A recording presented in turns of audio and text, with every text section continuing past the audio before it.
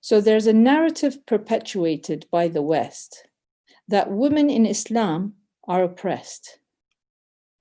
They claim that in Islam, women are considered weak, forced to cover up with clothing so bleak. A patriarchal society where women can't speak. They have no rights and are treated like a freak. But they are the ones irrationally obsessed with the way Muslim women are dressed.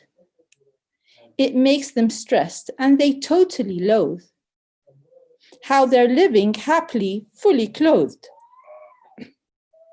wanting to strip them of their autonomy despite. A woman covering her body is her right. So they encourage women to release the power they wield, to expose themselves to their desires and yield, so that every Tom, Dick, and Harry can consume the exposed flesh of the women they groom. A strong, free woman does not need to appease the dirty men that spread the world with their disease. They try to hide the strong women in Islam. Female heroes, they really don't give a damn. They only care for those that fit their narrow scope, a body exposed for their eyes to grope. Let me show you one of Islam's women of success. Her name is Zaineb, and this is how she dressed. On 5th Jamad al-Awwal in Medina, this special girl came into the universe. Her father brought her close, reading Adhan and a Quran verse. Her mother is the Holy Prophet's daughter, and her father is his cousin. A divinely appointed Imam, and the beginning of a dozen. Her brothers, Imams too, would challenge oppression. She grew up on Allah's principles to stand up to aggression. She suckled divine knowledge in the lap of perfection. She grew in the light of Allah and bathed in her family's affection. She grew manifesting Allah's commands in all she did, and wrapped herself in purity, avoiding all He forbid. She was wise, knowledgeable, and bold. عالمة غير معلمة, untaught scholar, she was called. Zainab had nobility and covered from head to toe. And surrounded by her brothers, in the night she would go. Her father would go forth, dimming the street lights. This is the modesty at the highest height. She grew up through the calamities that befell her household. After the death of her grandfather, their enemies became bold. The betrayal of Saqifa and the burning of their home. Traumatized by criminals that were free to roam. Slowly her family were murdered and her heart was torn. The lights of Allah extinguished and she was forlorn. Patient was she in circumstances so great. By surrendering to Allah and bravely facing her fate. The last shining light of those under the kisa remained. She hugged him close, knowing his death was ordained. Hussein stood against the diversion of his grandfather's religion by a tyrant's perversion. On the plains of Karbala, he was killed and mutilated. She cried, Allah accept this sacrifice, devastated. Imam al-Sajjad limped in sickness among the prisoners seized. He joined Sayida Zainab amongst the prisoners, aggrieved. They were chained up, forced to walk all day in fear, surrounded by the heads of their loved ones on spears. They couldn't even cry for the loss of those they loved. By the guards, they were whipped and shoved. Sayyidah Zainab was brave. She had strong faith in her Lord. And her tongue was mightier than any man's sword. The tyrants did not know how effective her words were. That realization came when bin Ziyad asked her, "So what do you make of what Allah has done to you?" "Beauty. I saw nothing but beauty," she emphatically replied. To fulfill their destiny as martyrs, may Allah be satisfied.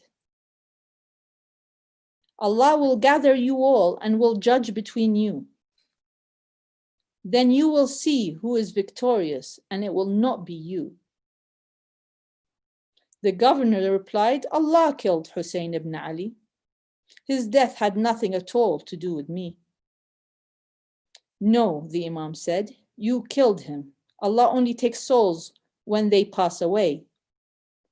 It is by Allah's wisdom for them to become martyrs this way." The governor hated arguing with those who were smarter. The governor screamed, "Make him a martyr." Sayyidah Zainab stood in front of the Imam and said, "Don't kill him like you rendered my Prophet's family dead." The hearts in the court were by the argument stirred. They began to think about what they had just heard. Sayyidah Zainab's job was not over yet. The next challenge was Yazid, the greatest threat. He sat on his throne and rubbed his hands with glee, relishing the suffering of the Prophet's family. "I wish my forefathers killed in Badr could see you today. I have avenged their deaths with your pitiful display." The great lady Sayyidah Zainab cleared her throat, about to destroy Yazid as he enjoyed his gloat. "Do you think you are victorious as you see us in this state?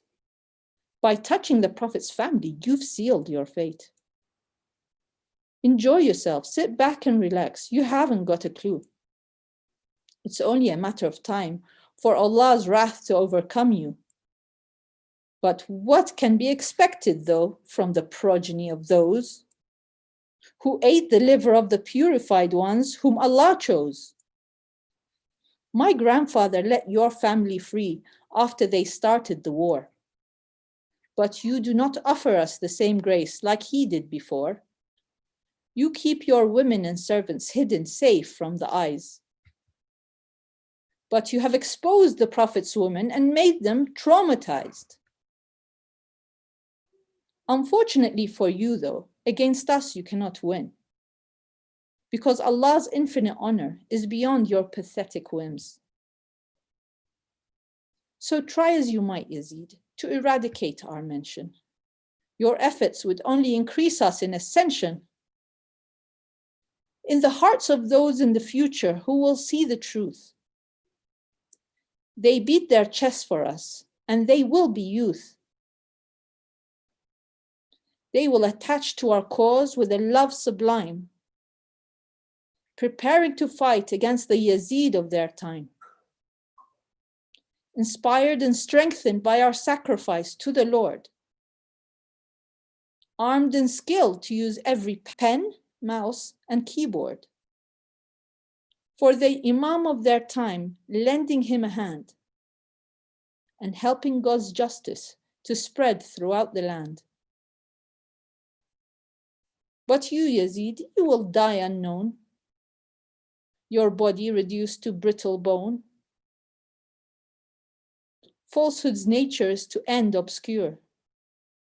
It perishes while the truth will forever endure. And so she completed Imam Hussein's endeavor. With her words, she immortalized his struggle forever. Yazid could feel an uprising as her words had struck a chord. He freed the prisoners. Zainab's words had cut him like a sword. Zainab worked hard to hide from the roving eyes. Today she lives in the hearts and the minds. Her name, Zainab, breaks thousands of hearts. United in her love, nothing will tear us apart. Because of her dedication to him, Allah made her shine. Allah will celebrate you too, if with His commands you align. This is what a woman is in Islam, not what the West sells you, that is a sham. Only your Creator is worthy of your attention.